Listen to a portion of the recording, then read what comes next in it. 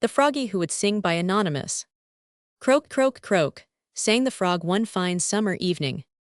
Really, he thought, I have a very fine voice, and the fishes putting their heads out of the water thought so too. But fishes have no voice at all, so perhaps that was why they thought the singing of the frog so wonderful. Then, too, he was their next-door neighbor, and the doings of next-door neighbors are sometimes thought more wonderful than the doings of persons at a distance, though at other times it may be just the other way about. Froggie was very proud of his voice, and as he knew the fishes were proud of it too, he thought he would be sure to charm the world with his singing. So he set off across the fields and sang to the little field mouse and the mole. But the field mouse thought her own shrill note far finer than Froggie's coarse croaking, and did not pay much attention to him.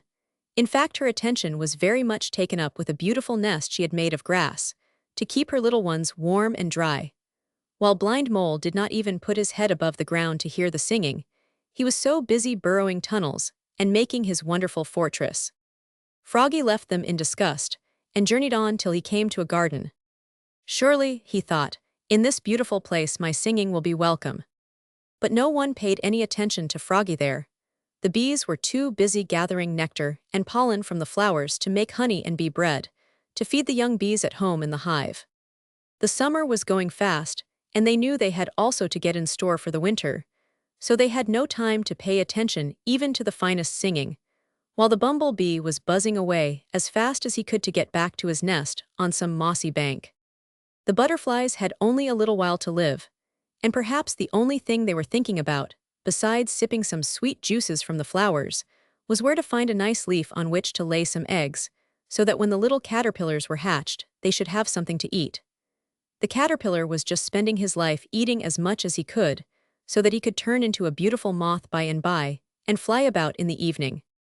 The snail was going along very slowly, it is true, but as quickly as he could, only thinking of finding some safe spot where a thrush could not find him and break open his shell and eat him up.